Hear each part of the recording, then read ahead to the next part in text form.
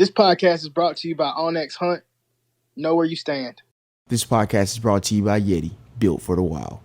This podcast is sponsored by Lifetime Decoys, innovation in waterfowl. This podcast is brought to you by Sitka Gear, turning clothing into gear. This podcast is brought to you by Gunner Kennels, man's best kennel. This podcast is brought to you by Migra, custom waterfowl ammunition. 24/7 hunt. Y'all know what it is. We at the ramp, we putting in. We want the malice, we getting them. Yeah.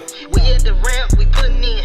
We want the malice, we getting them. Need 'em. We want the green heads, green heads, green heads. We want the green heads, green heads, green heads. We at the ramp, we putting in. We want the malice, we getting them. Yeah.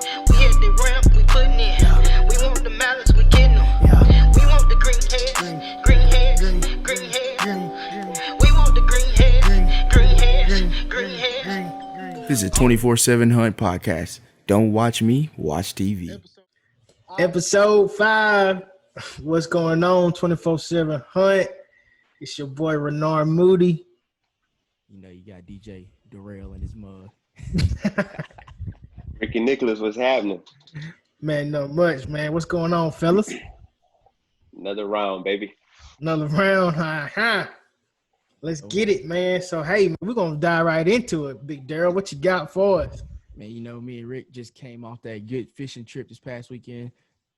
It was good. It's good in a way. We made it Okay. good. Tropical storm hit. For the one time Rick can say he kicked my butt on the water, it'll never happen again. But I will let him say he did kick my butt Louisiana style. So, you know, coming off a good week. So, Rick, man, break us down real quick, man. Let us know about the trip, man. What was the weather like, and how did that, mess up the marsh? Or if y'all were in the marsh, I don't know where y'all were, but let us know. All right, so the trip started out just, man, we gotta get things lined out for duck season as far as groceries and meetings. So I knew you were doing your thing in Georgia, and it was me, Darryl, and Jason. Jim was out at training, so I was like, all right, we're gonna go fishing and just see what we can scrounge up. And it started off as Tropical Storm Hannah, and ended up rolling into Hurricane Hannah. Yeah. So we officially broke Darling in Louisiana in a freaking storm. Yeah. So the storm surge came in, the water was high as heck, wind was out of control. We had to adjust from fishing to picking up shrimp, crab, and just, light fishing. So we salvaged it, but it was rough, man. I'm jealous, dog. I ain't gonna lie, man. I gotta come out there. I'm not much of a fisherman, but when I heard y'all boys was out there catching some fresh shrimp, it's a wrap. I'm coming. I gotta have fresh shrimp, and I'm coming back to Georgia. We're gonna fry them things up. Yeah, fry man. them up. Dang, some fresh shrimp, man. I gotta, I ain't never, caught my own shrimp, so I definitely gotta tap in with you and get that done for sure. Them shrimp was like that long. Those some big old shrimp. Them good eating shrimp. I know, man. I know they tasted fresh too, boy. Whew. Yeah, what's crazy about it, man, is you got a lot of guys, they used to the same old off-season activities, river running and skeet shooting. So for me to just get down and just a different experience, to be on the water with your partners, trying to attempt to throw a cast in. I'm gonna let y'all watch the episode, see if Darryl figure out how to throw a cast in that. But all he was missing was his white shrimper boots, man. Hey, that cast net, it looked like it ain't nothing to throw. Hey. After about 3 throws, like, man, y'all can have this thing heavy. It's heavy, huh? I told you to get in that weight room, dog. Hey, that's crazy. Man, that's wild about Louisiana, man. You take a trip to Louisiana and things don't go right with the fishing, but you can find something to do. That's crazy. You know what I'm saying? Yeah, like, you never got to go to the grocery store down there. Yeah, that's crazy. That's crazy. I tell you this, dude, from the episode start, Darryl got to see just how nice people are in Louisiana. I mean, they offered us 13 spots. You don't experience somebody trying to give you a spot in no other state on no other kind of species, man. Right. They tried to put us on the brim, the crabs, go down this street, catch the reds, the gators on this street. Everybody, this is what we using. So I think that was a wake-up call for him. Yeah. That's true. That's true sportsmanship to me. You know what I'm saying? That's what's up. We all in it together.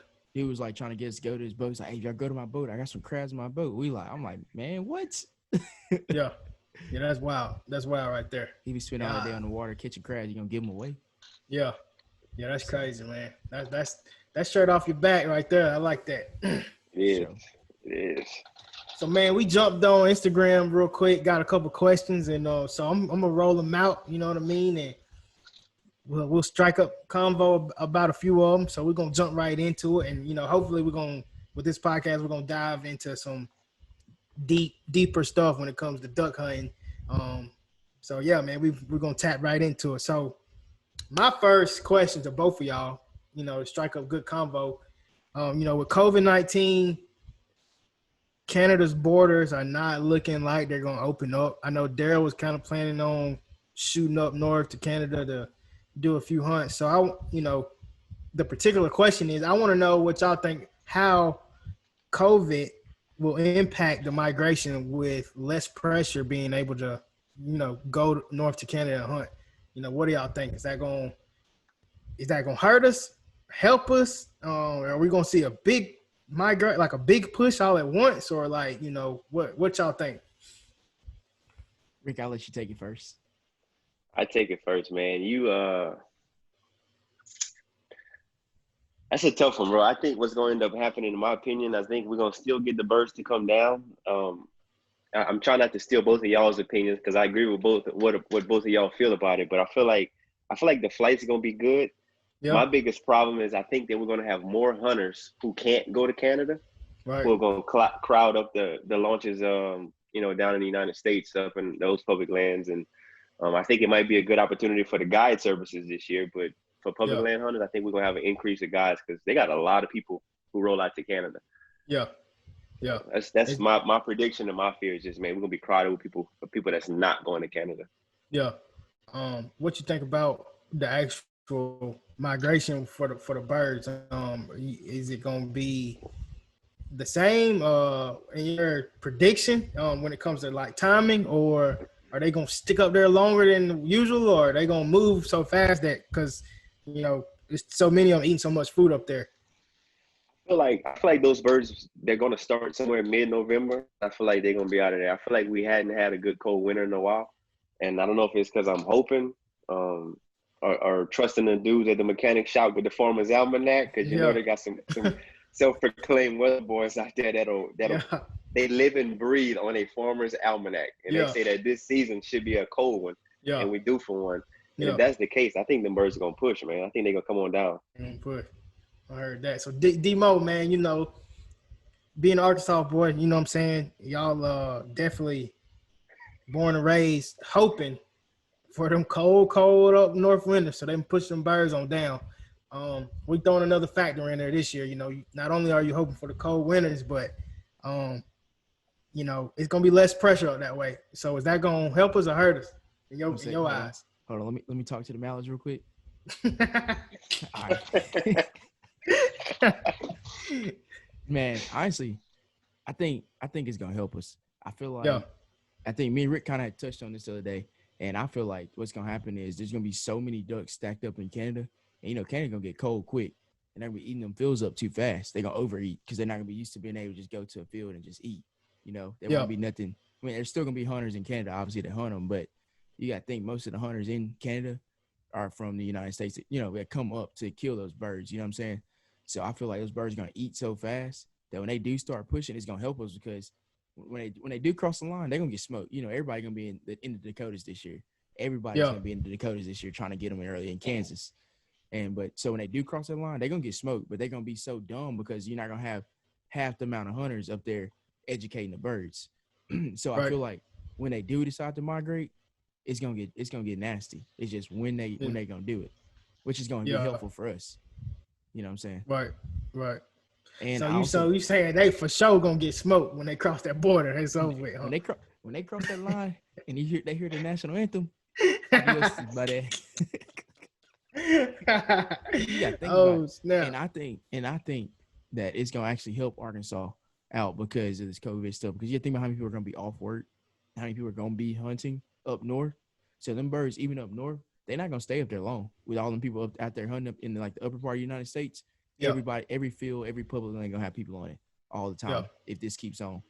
So I feel like the birds are gonna push down here, And that's when I think it'll kind of mess up a little bit, because when they get here, they're going to be like, man, we're safe. You know what I'm saying? Yeah.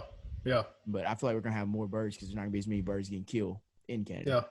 Yeah. You know, we definitely going to have more juvenile birds coming down too. So, you know, I'm all about them little juveniles that don't know nothing. Come on in the decoys. all you hear is that hen. Ooh, girl, I'm coming for you. Yeah. All right, buddy. So, man, it's going to be interesting, man.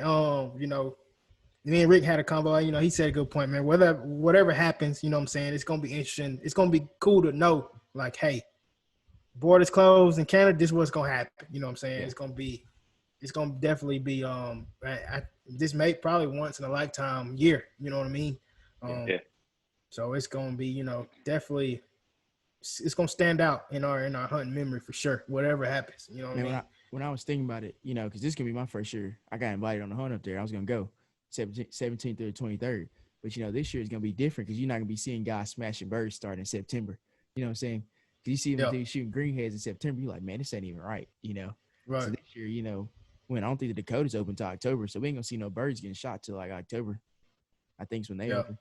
Yeah. So. Yeah, that's pretty cool right there, man.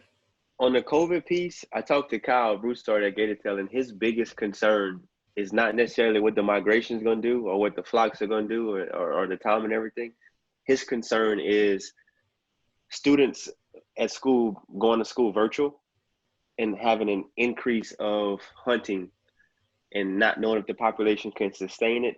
Also wondering if wildlife and fisheries are going to be restricting, you know, days to weekends. There's so many nasty rumors going on right now tied to it. So I was thinking not just alone about what the birds are going to do flight-wise, but what are the states going to do regulation-wise?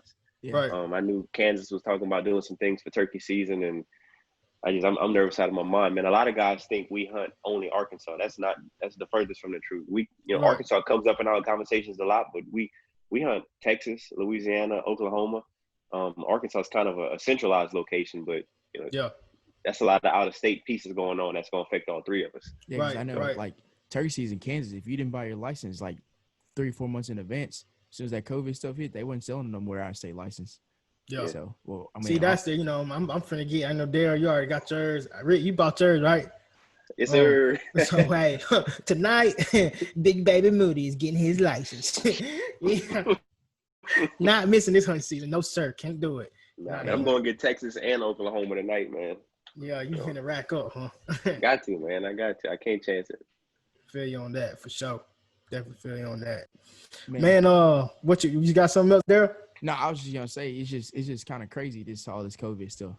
Yeah, man, it's wild. It's wild. Like Isaiah, he told me like they college is starting in August and they getting out the Saturday the before Thanksgiving, the week before duck season. They out of college until January. So I mean, you look how much time. That's a lot of college. That's a lot of college dudes going hard. Hard. Yeah, now y'all feeling what I'm saying. That's what I'm worried about right there, bro. You got nothing to lose. You can hunt every day. Yeah. That's gonna be crazy. I'm finna enroll back in school. Me too. Hey man, for real. Dang, that's crazy. So, man, we got a couple questions off of Instagram Live. First one that stands out to me on the list. Somebody wanted to know outboard versus mud motor. You know, Rick, I know you love your mud motors, being from where you are, for sure. Daryl, you know what I'm saying? You got a good taste of both worlds, you know what I mean? So I definitely want to know y'all's opinions on that. Like what y'all think. I know the situations matter, but you know, if you just had to pick one, why? And you know what I'm saying? Hey, let me hear it. Let's go, D. What you think, man? All right, so this is how I look at it. I'll be quick too, because I can talk about this forever. So yes, I ran outboards forever, right? I had the ported Tohatsus and the built motors. I've had the fast boats. I've had all of the fast ones, you know, Havocs, whatever. And so what I tell people is it depends on where you're at in your hunting education, in your hunting career. So what are you looking for? Do you want to be known for, you want to pull up to the ramp and have to race to the most popular holes and trying to get to the, like, you know, that number one spot? Or do you want to get that outboard? You got that mud motor where you got less walking. You can get in deeper. You can get where the birds are typically not getting hunted. So it depends on what you want to me, it depends on what your application wants to be. Do you want to just keep having to go to the same spot, you know, and trying to just hammer against 20 other groups? Or are you trying to get in deeper lose 15, 20 miles an hour. I mean, still going like 30, but you're running like 26 to 36, depending on what your load is, and still be able to get in there deep with the birds. And I think that's kind of where I've gotten turned on to the mud motor now, is because, all these guys stopping right here off the river, and man, we 2 miles back in the woods. You know what I'm saying? So I think it depends on where you're at in your hunting career, what you want to do. You know what I'm saying? Man, for me, first off, an outboard ain't gonna even cut it in Louisiana, so I'm putting myself out of business. That's the first thing. A lot of the places I hunt are tidal. It's non-traditional, so we have to be prepared to hunt a lot of shallow water situations.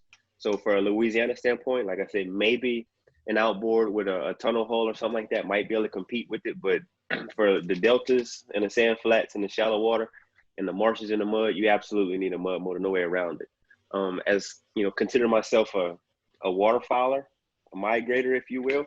I want to be able to have a boat that can take me up and down the flyway. And I look at a lot of guys who hunt, say, the timber out in Kansas and all of these little states along the flyway. There's a lot of boat accidents. So a lot of it have to do with these guys hitting stumps, motors coming out the water, and they lose steering and they're smashing in the trees. So from a safety standpoint, I feel like you can't touch it on a mud motor because, like, for example, my gator tail, the way it's positioned, when I hit any underwater structure, my lower unit pops up, instantly pops right back down, and I have my steering. So from a safety standpoint, it's a no-brainer on that side of it. I've made videos in the last 3 years of Daryl having the casket carry his boat through the woods, and I'm just idling behind him eating my favorite boudin snack. You know what I'm saying? So I could pull those videos up, but that's the second piece of it. I feel so limited with an outboard, man, and speed is never really a factor because you shouldn't be racing anyway. And if you got a race, then normally what comes with that is somebody pissed off and they hunting 100 yards from you. So I like getting in areas where it's not overpopulated. I can launch from off the side of the road. I'm not restricted. So it's nothing stopping you, man. Nothing stopping you. Me, I never owned an outboard, but I'm a mud motor guy from birth. And I just, just talking to all my buddies, man, and just, like what Rick's saying, for me, number one was the traveling out of town in Georgia. It ain't no ducks down here, especially none that you need for a boat for real. So, you got to travel. So when I'm traveling, I don't want my motor to mess up. I hit a stump, tree, anything. I ain't trying to mess up my whole weekend. You know what I'm saying? Because I got money, time tied up into traveling. So, man, it was mud motor all the way, just all around durable, you know what I'm saying, machine. So that's what I want, man. Something I can beat up when I drive that thing like a Lambo. That's funny. I think touch back on it, the mud motor is probably your most versatile for far as duck hunting because you can go any state, you can go anywhere, like Rick was saying, any kind of water. You can get done with the mud motor. Outboard, once you get in that 2 inches, 3 inches of water, you can't do it because that motor got to be peeing. That was water. It's water cool, so it's got to be peeing. Let's break this down. A lot of guys still think that mud motors are slow. A lot of guys still they think mud motors don't have torque. You look at the Vanguard or Gatortail 40XD versus the 37 versus the 35 carburetor. That 40 has way more torque. So the stereotype or the understand that a mud motor, you can't even get on step with 4 guys. You check our videos out, you're going to see 4 guys. At least 3 of them are 200 pounds or above, a dog in there, and we're on plane. We're rolling upper 20s, depending on who we got in that low, but you're going to get on step with that new 40. So I think once those 40s stepped up, I think it made it a no-brainer at that point. I can't tell you what river we were hunting in last year, and I can't tell you what state, but I can tell you we passed up outboards last year. Yeah. You hear what I'm saying? I passed up outboards in a mud motor, a Gatortail 40 horse XD, and a Savage smoked. Yeah. So this is my thing. This is my thing with mud motors and speed. So it's like, okay, for one, in the timber, not on no channels and stuff like that. In the timber, honestly, bro, you can go fast in the outboard for sure. But I mean, if you're in that real deal timber where you gotta kind of turn every few yards, you know what I'm saying? Man, y'all gonna be going the same speed for sure. I mean, that mud motor the outboard ain't gonna be going no 40 miles per hour in the crazy temper. Like, come on, depends out on there. who driving. Hey man, a lunatic driving that dang boat. But I mean, the mud motor is gonna be right there. It's gonna be right there, keeping up. You know what I mean? Hey, so and ready for whatever, ready to hit whatever. You know what I'm saying? So I done wrecked 2 boats. I tell you, ain't neither one was at like 10 and one was going like 30, and neither one of them was fun. So yeah, yeah, that's crazy. I can tell you right now, I don't recommend that for nobody. So next question. Let's see what we got on the list here. I want to know about y'all's first duck hunt y'all ever been on. The first one. Go ahead, Rick. Let's hear it. I know y'all got it. My first duck hunt, I can't even call it a duck hunt. From South Louisiana, and we got some country cousins back there, and I just remember him coming out the house one afternoon saying, "Rick, the ducks are there," and I'm like, "What a duck?" And everybody was scrambling to get a shotgun, and we were all hauling butt, and it was a wood duck flight coming in, probably 45 minutes before shooting time in the afternoon. And they was just zipping by, dude. I couldn't tell you if it was a bird, a duck, what type of duck, a hen, a drake. It was so foreign to me, and to think that at one point a duck was just a duck. You know what I'm saying? So crazy. But that was my first duck hunt, man. Just an afternoon levy wood duck beat down. And when that thing crashed and that white belly was just sitting up on that wood duck, and I was like, I felt like I just shot something out of the sky. Like it was legit, man. So that was the first one. And then my real first one, the actual true experience, was in South Louisiana. One of my guys, Mike Wright. I was always a big game hunter in North Louisiana, and he was always a coastal boy catching redfish and shooting ducks. And he brought me out to his marsh, and that was an experience. Now, it was kind of a crazy experience, man, because I done heard some ducks get called some crazy names out there, and that was kind of a wake-up call for me. I was like, what the heck you just call that thing? But other than that, it was the coastal marsh, man. Yeah. Good time. Whole bunch of teal. Man, Darren, what about you, brother? Mine was in high school, and we done had basketball practice for like a couple weeks. It was like Christmas break or something, and these dudes just kept asking, "Man, let's go duck. We're going duck hunting in the morning for practice. You coming?" And I kept telling them, "I'm not going to say no cold water to shoot no birds, bro. Like, I don't care what y'all say, I'm not going." Like, they're like, "Bro, it's so fun." And I kept telling them. They went on for like a week straight. I'm like, "Bro, I'm not going. Y'all can do. I'm going coon hunt tonight. Y'all can go. Y'all can duck hunt in the morning. I don't care." And so finally, we had like a game at practice. It was like a team 1 versus team 2, and they finally beat team 1. And they was like, "You got to go duck hunt now." And so I was like, "All right, man." So I'll go. They gave me some waders, and I'm like, "Man, I had my grandpa old shotgun, 1100, and we show up. It's cold. They gave me some waders, and we in a wood duck hole, my buddy Deer Lease, and I step in the water, and I immediately get wet. I'm cold. I'm like, "Man, I'm finna go. Y'all crazy." It's like 5:30. And no, man, we got 10 minutes. I'm like, 10 minutes for what? You can't even see yet. And man, bro, I ain't never seen so many wood ducks. That's probably the most wood ducks I had seen. I'm just shooting. Yeah. I don't know nothing about no limits. I don't know nothing. I'm just shooting. Oh my God. They was like, "Hey, man, you got a plug in your gun?" I looked at them. I said, "What's a plug?" Hey man, them boys gonna put you under the jail. But nah, that's a good experience. You know what I'm saying? Hey, like, ever since then though, I've been addicted. And then I like the next day I was like, "Man, we going back?" They're like, "Man, we ain't going tomorrow." I said, "No, I'm going." And I found some more dudes took me, and that's when I shot my first greenhead. And ever since then, I ain't hunting wood ducks really since. Yo. Hey, them boys calling them. That greenhead came in. It was like, I remember it came in like this. It was like, it's sat in the water. They was like, "Hey man, it's some more coming behind it." I ain't wait. I shot it right at the back. Dude, folded it up. They're like, "Hey man, you gotta wait." I ain't never seen one of them before. The boy got addicted to the green mean gene. Hey, them boys didn't invite me back no more. I bet they didn't. Oh snap, man. Man, I just grew up. We just grew up hunting wood ducks on our deer lease, man, on the creek. They flying by. I mean, you got a good hot 10 minutes to really just shoot them, and they gonna fly. And you hear them whistling before they come, and shoot, you better be looking up, man. They flying by, they buzzing by, like Rick said. So that's just straight off the creek. And then like sometimes what we would do, like in our deer lease, we got a creek that runs all the way through it. Sometimes me and my boy, we would wait until like 10:30 to go out there. And then what we do, we just walk the creek. We just walk the creek the whole day. Slap through the whole creek. And man, every little bend, there's some wood ducks, and we shooting at them. So man, that was my first, experience duck hunting. And shoot, man, I've been hooked ever since. And I'm going to get deeper and deeper into the sport. And shoot, now we here. So that's that on that. I feel like every duck hunter's first story is like a wood duck hunt. You know what I'm saying? Like most people, their first hunt is a wood duck hunt. But then I talk to dudes at the ramp, and they'll be like, "Man, I'm trying to kill a wood duck," and I'm sitting there like, "A wood duck? I can show you hundreds of them. Where you want to go?" Heck yeah.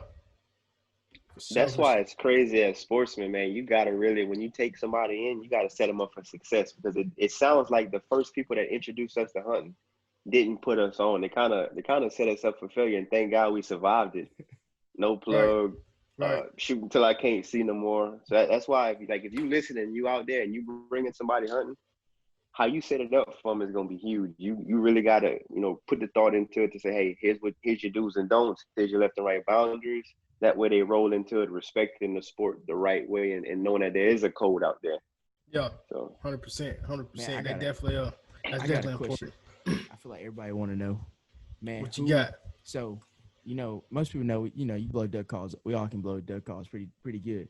So who you say taught you how to blow a duck call, and who was your biggest inspiration as far as like learning who you mock yourself when you calling? Ooh.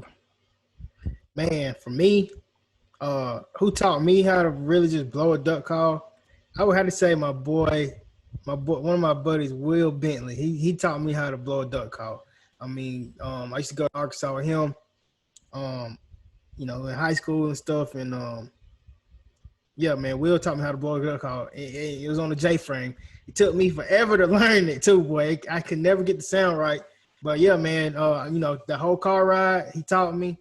And man, after that hunt, man, after that year, really, I told Will, I said, man, next year I'm gonna know how to blow this call.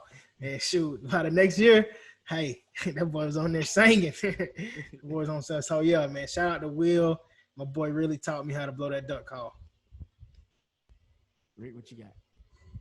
Hey, if Renard said he gonna have something right next year, he ain't lying. At the end of every season, he said, man, next season I ain't playing with it. I'm coming with So I'm waiting to see what he gonna say at the end of this season, because he said he was coming back with a boat. He said like he had his mind made up. Hey, for real. Yeah. But now my partner Mike Wright, man, he helped me go buy a duck call, and I'd hit a note, I look at him, and he'd be like, I'm like, dang. I'm like, you hit it. So we go back and forth. So I felt like there was that early guy who kind of showed me a baseline, and then I just met so many people in the outdoor industry along the way. To the first guy who told you, turn it around and blow it backwards. I feel like that's something that a lot of guys don't know, is once you kind of get that cadence of what you're supposed to be, putting in it, flip it around and duplicate what somebody else do, flipped around, and you can really hear what the air's doing, and have somebody coach you. But yeah, it was my partner Mike Wright on the Haydale's DR85, like a $12 call, and just aiming for a quack. Let me just get a quack. If I can get a quack out the deal, we're good to go. For sure. Man, for me, man, it was the dudes who took me duck hunting first time. They was blowing duck calls, and we all in high school, and nobody really can blow it. And they like, man, here's how you do it. And I'm like, I was like, oh, that sounds terrible. Here you go, threw it back to him. Well, if y'all know me, if I can't figure something how to do it, I'm gonna learn how to do it quick. Yeah. And so I started getting on YouTube and stuff like that, and I found Duckman, actually, Antonio Jones. I found him on like social media, and I was watching him blow a call, and I'm like, man, this dude's amazing, And so I got a J-frame. My dad went and bought me a duck call, and I used to sit up just practice. And then when I really learned how to call was when I went to college. This dude named Grant Wiggins. We still good buddies. And he had a cut down. He's like, man, you ever blew one of these? I'm like, no, let me get it. And I heard of him. I never blew one. And man, me and him, I promise you, RRA used to get on to us every day. We'd be in the dorm room just blowing on duck calls for hours. I'm talking just rant, just getting it down. And so I think, man, between Duckman and I know Moody, you love Kurt. watching Kirk, listen to Kirk call, Yeah, and I love just picking Kirk, up man. just picking up cadences from different people and just humming with different people. Like my fiance's uncle Kurt, that man can blow a duck call, and I would listen to him. You know, he showed me different stuff. He's like, man, I need to do this when the duck's doing that. And so I feel like different people like that, it's kind of like helped me just picking those pieces from those old heads that really, really can call. You know what I'm saying? Yeah, 100%. And I got a lot of stuff, man. I've been picking some old timers' brains this summer, man. So I got a lot of stuff I want to kind of incorporate in my duck calling career. And this upcoming season, I want to see what works for me, and I want to see what them birds, how the birds act to, you know, certain things I've been picked up this summer for sure. Can't wait. For sure. Cannot wait. So, man, next question, dog. So, man, what you know, if you had to choose, which I kind of know this answer, but I just, you know, tell me why. Timber hunts versus field hunts. You know what I'm saying? Got a lot of guys up north hunt a lot of fields, whether that's, you know, flooded field or dry fields, or timber, flooded timber. You know, tell me why. I'll start off. I'm 100% timber. I rather hunt a timber over field, even though I do want to kill some of the dry fields. I've never got to do that. Never got to experience it. But to me, when I look at it, I look at it as when I get to that timber and then we pick a hole out, especially like late season, there's no opening at the top. You know, we're just looking for low water, you know, just a little bitty opening. And to be able to trick a group of 50 to 100 mallards to come down through some trees, they got to make a way. You hear their wings hitting the tree limb stuff. To me, man, it don't get no better than that. Cause you literally are making a duck come somewhere he really don't even want to come. He just circling the woods and he just hear you down there calling. He see decoys and he make a way to come in there. That group of 50 just come in there. I like that. I feel like a field, I mean, it's fun, but I feel like there's obviously skill to it because the birds still got to come. You're not making them just come. You know what I'm saying? Like that timber, you literally are making him make a way to come see you. So that's just me. I just like the timber. For me, man, when I think of field, I think of private, and I know it's a completely different experience. You know, I don't feel like I'm necessarily hunting when I'm in a field. You know, down in Louisiana, if you're in the field, you kind of hoping that they come into you. Whereas when I'm thinking about timber, I feel like I'm following the flock. I'm following the migration. I'm actually pursuing these birds, chasing these birds, trying to stay on these birds. In the field is, you know, you put your decoys out, they out all year, you show up and you hope like heck that you get a bird to swing your way. But I have no stress when I'm hunting in the field. Whereas I'm ultra stressed in the timber at least until 6:57 in the morning. You know what I'm saying? You got to worry about somebody pulling up and bad hunts, and you don't have a bad hunt in the field. You're going to have your privacy. So. Man, it's crazy, man. I know, like, I know most duck hunters I know, they all want a big old lease or own a big piece of duck property. And, man, I do want that. If I said I did, I'd be lying. But at the same time, kind of to bring up Rick's point, man, it's something about hunting them birds on public land where you got to go find them versus, like, you know, and I love putting in work to a piece of property. You know, we do that all the time with our deer lease too. So, you know, I love that part of hunting too, putting in work, planting food plots and stuff like that. So if I were to do that for the ducks, I would love it. But at the same time, the actual hunt, man, I don't think like Rick says, man, you just hoping that they find the work you put in. You know what I'm saying? But it's just better. It's better to find them to me. It's just more fun. It's almost like killing a big buck. I mean, because you can plant all the food plots you want down here in Georgia and put all the corn out you want, but you still got to go find them. You know what I'm saying? Even though, you know, but you know, hunting on places that you kind of built reminds me of like killing does on your well manicured deer lease, because you know they're gonna show up. You know what I'm saying? And but you know, for the ducks, man, you just hoping like you Rick said about the fields, like, man, you hoping the ducks find you, and that's kind of like, man, I don't like giving the ducks, because they're gonna do what they want to do, and that gives me too much anxiety. Like, no. And when you're on a field, you know the ducks, because if you're on a field, it's gonna be 4 or 5 other fields, and they coming to that field. They coming to one of the 5 fields, no matter what. It's just which one they want to go to. You know what I'm saying? Because all the fields can all have rice, but you don't know if they're gonna come to this one or they're gonna go to that one. Me personally, I don't like a field at all. Honestly, it's just dude. You give me a boat and you give me Onyx, and you know everywhere you got that you can hunt. I mean, literally, like when I downloaded this app, dude, it highlights all my WMAs in green. Right. You click the link, you pull up the website, you find the boat launches, you get the regulations, and it's like game on. Game on. This ain't fantasy football where you watch and pick and all those. Like, no, dude, you got control of the outcome. So, like I said, that challenge piece is huge, man. Yeah, huge. Yeah, man. That's the hunt, man. It's definitely man. It's just exciting, man. Trying to find the birds is crazy, and I don't know if I want that pressure, knowing that I put all this work into planting corn and planting rice in the timber, and that pressure coming like, man, I hope the birds use our place this year. You know what I'm saying? And that ball game kind of, to me, and I'm just speaking from the outside in, it kind of turns into how well can you manage this property versus how well can you go scout, or how well can you know what I'm saying? Yeah, how well your farmer planted, you know. Right, right. Like, you know, when your farmer flooded the field, you know. When them ducks, yeah, exactly. When them ducks show up, they pretty much dead already, you know what I'm saying? But when they show up on public, you know, they ain't dead yet, you know what I'm saying? You got to go get them, you know, you got to go get them. It's kind of tough. So I don't know if I ever would want to miss that feeling, honestly. For sure. Man, I know we about 4 minutes in left on the recording for the podcast. Real quick, last question. Let me find a good one. Let me do shotguns, man. So, you know, y'all's favorite shotgun real quick, and why? Go ahead, Rick.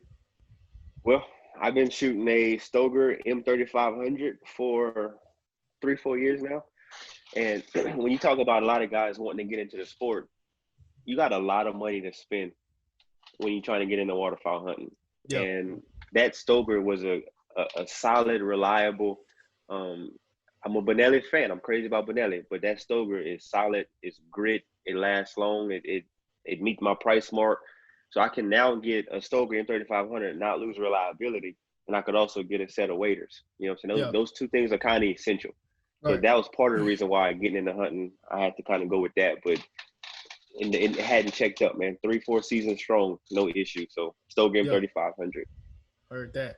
We got 3 minutes. Daryl, what you think? So I've been on a couple of different guns. You know, I start off with the Remington Forever 870. I had the 1100. I shot 870 for it. But me and Rick first met. That's all I shot was 870.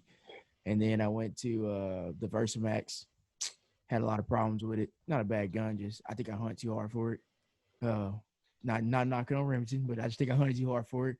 And then recently went to the Benelli, the M2. Moody hooked me up with it, and been shooting at 20. And I don't think I ever go back from a 20. I mean, I just feel like it gets you done. You can swing quick. You swing easy. For me, I hunt timber 97% of the time, 99% of the time. I don't think you can beat that 20 in the timber. No. Same here, man. I'm Benelli, man. Been shooting Benelli my whole life. So I'm a fanatic. I'm a fanatic. I love Benelli. And, man, 20 gauge. I went to 20 this year. It took me a while to pick. I would take it to Arkansas all the time, but never pull it out the case. And so I finally broke down, like, you know what, I'm taking it. Shot the 20, and I ain't never going back, man. I love the gun. Like Daryl said, you can swing quick and everything. So it is what it is, man. That's a 24/7 hunt podcast right there, baby. Y'all stay tuned. Part 2 next week. Part 2 next week. You know what I'm saying? We're going to keep these questions in the bank, and we're going to get back at y'all, man. 24/7 hunt. We out.